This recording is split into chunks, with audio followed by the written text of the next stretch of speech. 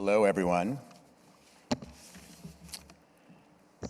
I want to thank Reed Meadham for the very warm welcome tonight and for inviting the Book of Negroes to MIPCOM this year, where it will be publicly screened for the very first time. Thank you. No, please. No applause necessary. Hold your applause till the next paragraph. As a studio and worldwide distributor behind the Book of Negroes, E1 is so very proud to present this event miniseries to the world. And I want to acknowledge the incredible group of people, companies, and organizations that worked in partnership to make this international co-production a reality, many of whom are here tonight. Let's start where it all began. Award-winning author Lawrence Hill, who is here tonight, wrote an incredibly compelling and emotionally gripping novel upon which our 6-part miniseries is based. So thank you, Larry, for writing such an inspirational story. I know you're out there somewhere.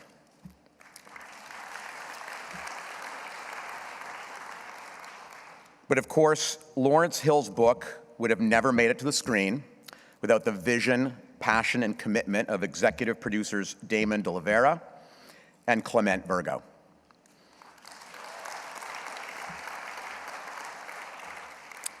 Now, Clement, being the overachiever he is, also co-wrote the miniseries with Lawrence and directed all 6 hours. He wanted to direct more, but we ran out of script that he co-wrote. So thank you, Damon and Clement, for persevering in your quest to make it all happen. Also, thank you to the rest of our talented executive producer team, Lance Samuels from Out of Africa Entertainment, Danny Iron, Michael Levine, Bill Niven, and E1's very own Carrie Stein and Margaret O'Brien.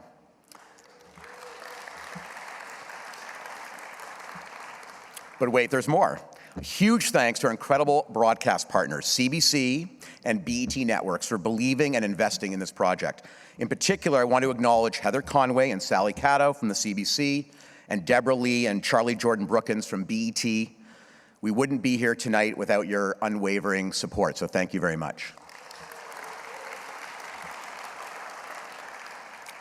But there are a lot of other partners and contributors. The Book of Negroes was produced with the financial participation of the Canada Media Fund, the Shaw Rocket Fund, Film and Creative Industries Nova Scotia through the Eastlink TV Independent Production Fund, and the Kojiko Production Program.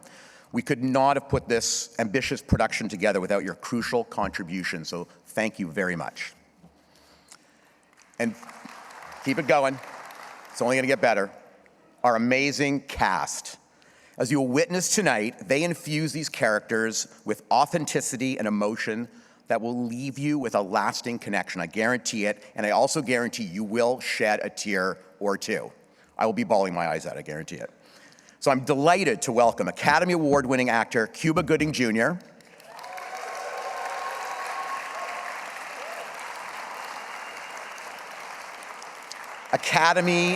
oh, there he is. What?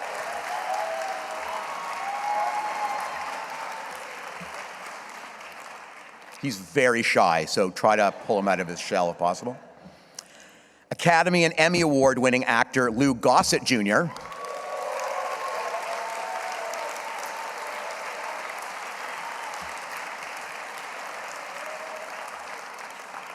By the way, Lou and I were going to wear the same outfit tonight, but we decided at the last minute, you wear it better than I do, Lou. And our incredible leading lady, Aunjanue Ellis.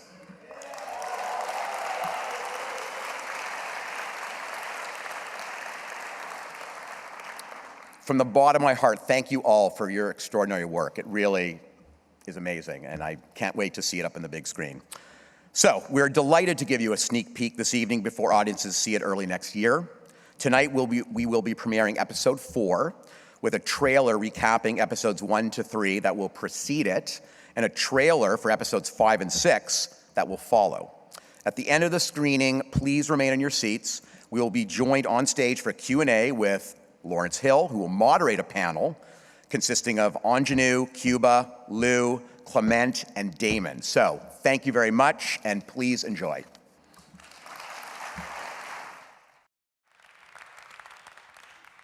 Bonsoir, mesdames, messieurs. Good evening, ladies and gentlemen. I'm Lawrence Hill, and I'd like to call up the talent. Clement Virgo, Cuba Gooding Jr., Aunjanue Ellis, Lou Gossett Jr., and Damon D'Oliveira. Please come join me.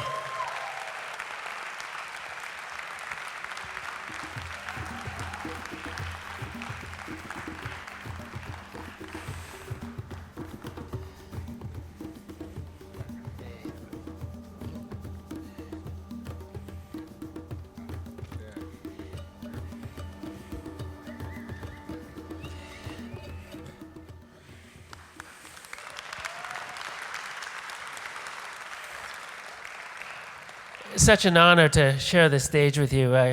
It's hard to believe 5 years of writing a novel would come around to being projected on a big screen like this for the premiere of the miniseries. A great, great honor for me, and thank you so much for welcoming all of us.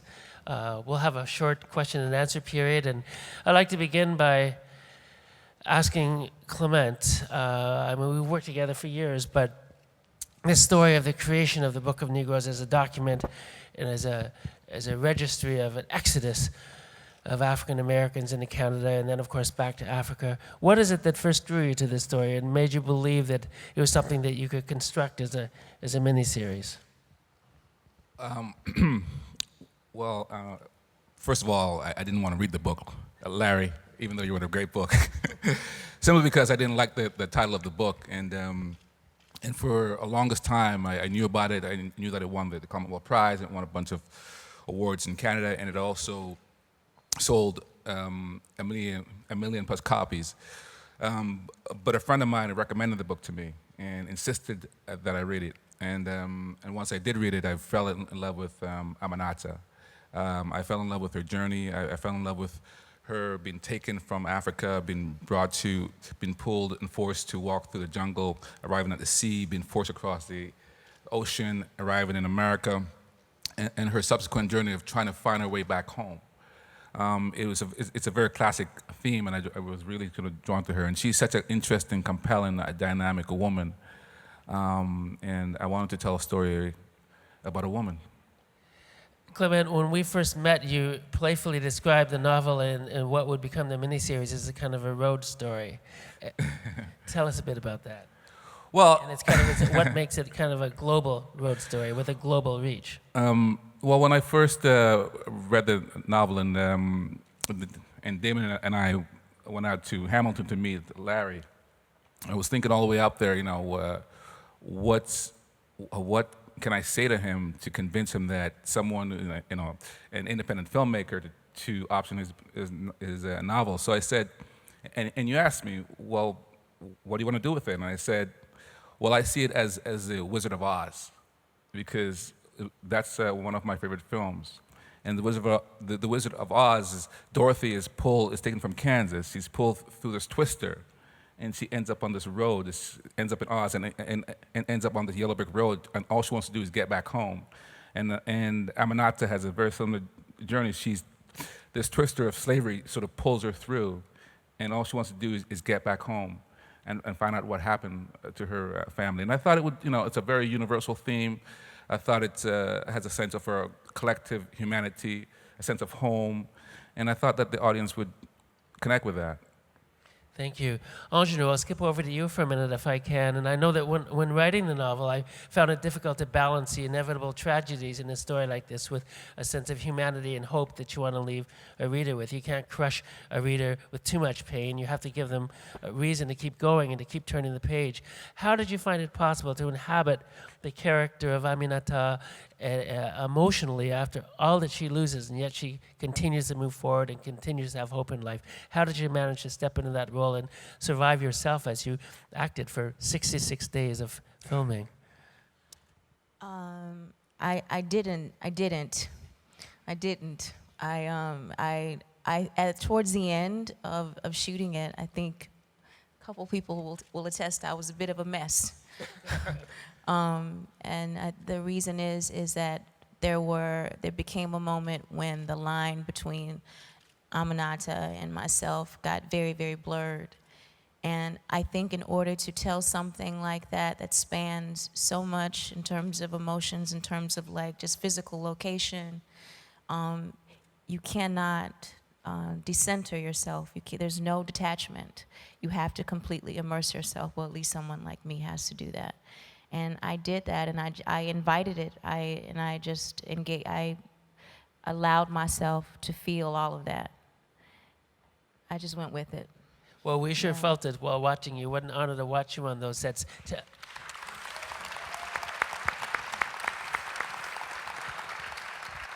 As long as I kept out of the way, and it's hard to keep out of the way on a film set, they allowed me to watch a few scenes being filmed in South Africa and in Nova Scotia. But I'm wondering, Aunjanue, when you first saw the script and it was sent to you, what drew you to the character and made you think yes? I mean, there must be a lot of times when you have to decide, no, no, no, I won't do this one, and then there's got to be a yes from time to time. What caused you to sort of jump over and say, yes, this is a role for me? Well, I grew up in post-segregated Mississippi. And Mississippi to this day is still trying to live up to that promise. And it fails. It's still failing to do that. So every opportunity I get to sort of champion this idea of rising above these barriers that we put upon ourselves, boundaries that we put upon ourselves, these trespasses that we make against each other as human beings, that I live with every day where I'm from, I run to it because it's my way of acting and at the same time being my little revolutionary that I feel that Aminata is. She's a quiet revolutionary. So Aminata gave me the words that I wish that I could say every day of the life that I live at home. And thank you, Lawrence, for writing that character. Thank you, Lawrence, for giving me those words and giving me an opportunity to inhabit that. My prayer, my hope is that when someone sees this, maybe at home, in my home where I live, Mississippi right now, they will see that we are so much bigger than what we see in front of our faces. And they will feel what I hope to be is a movement towards something that is greater than the smallness that we inflict upon ourselves every day. So I pray to God that this will do that.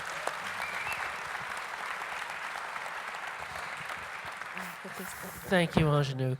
Cuba, you inhabit such an interesting and complex role in Sam Francis. Sam Francis, of course, in addition to being a character in the miniseries, was a real man, a real owner of the Francis Tavern in the southern tip of Manhattan. You can visit it today. It's a museum site.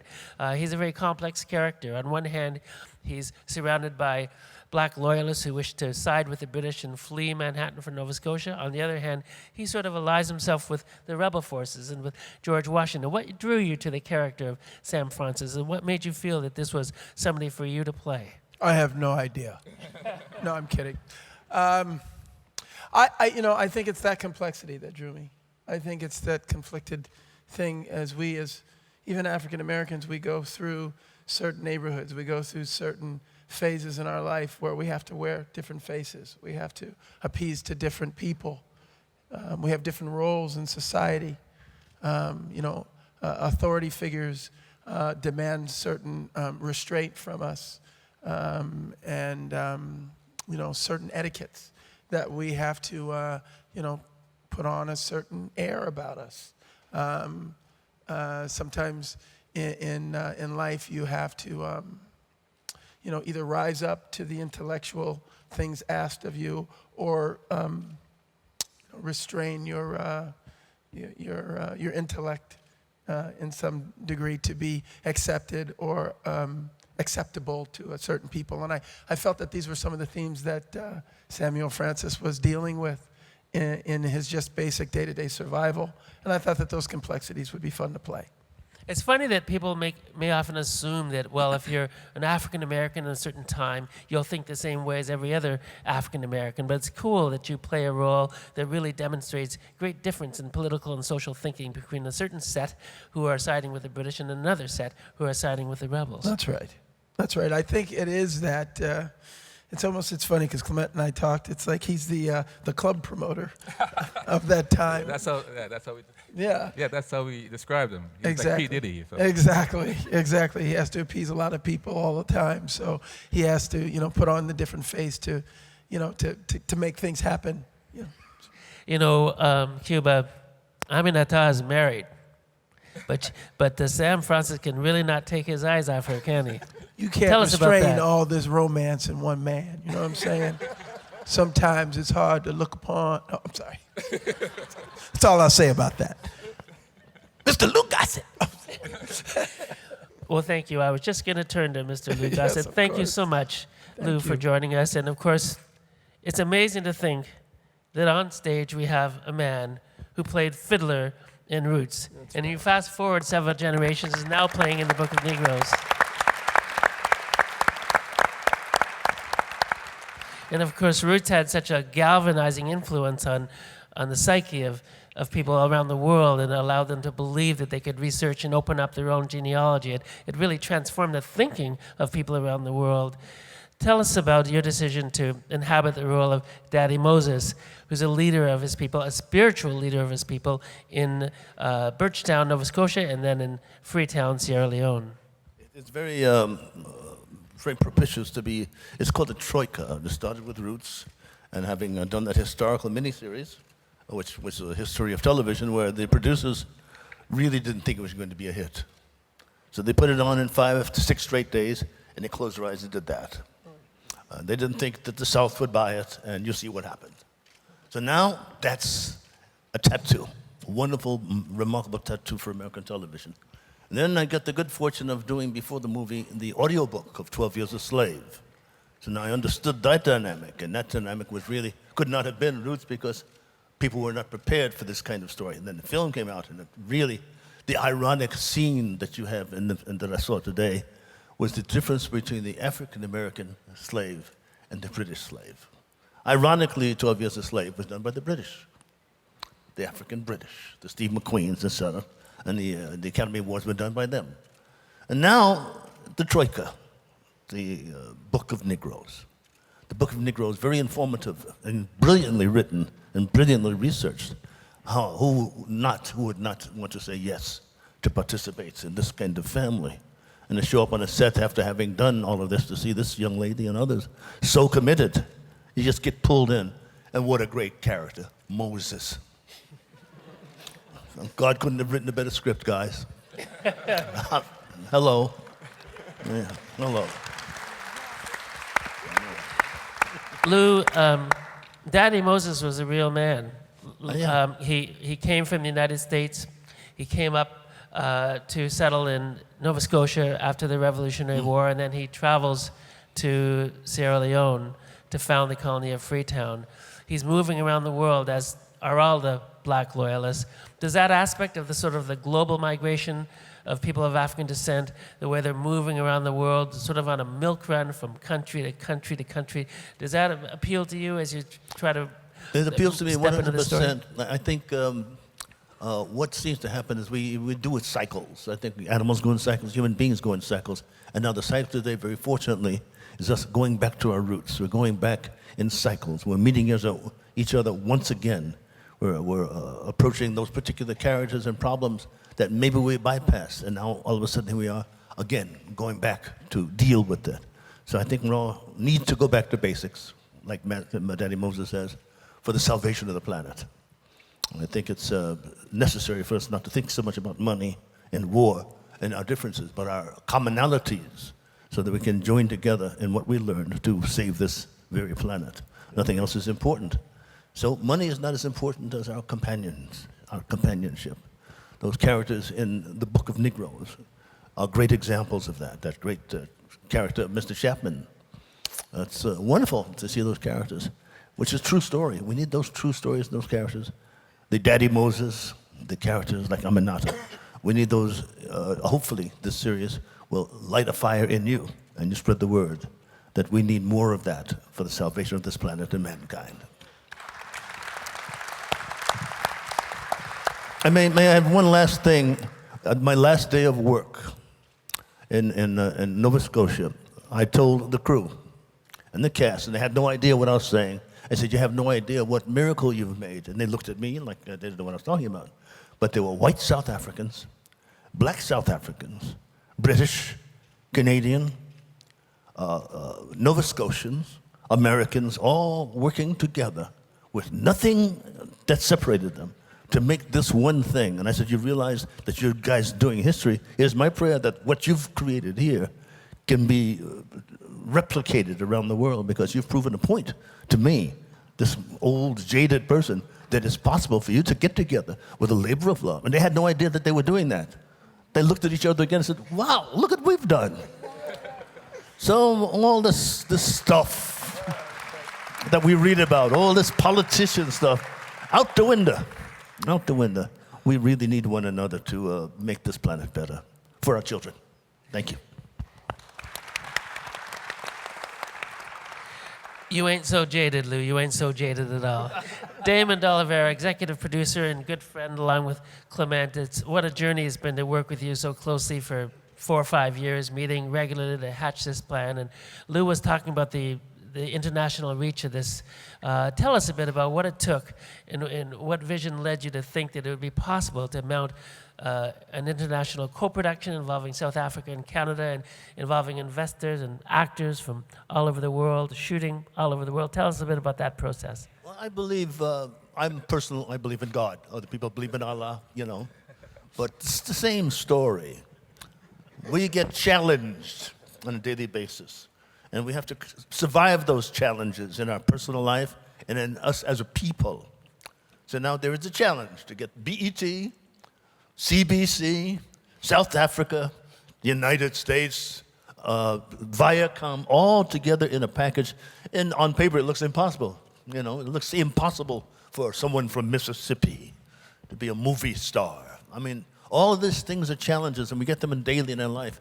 And we won the challenge, y'all. We won the challenge.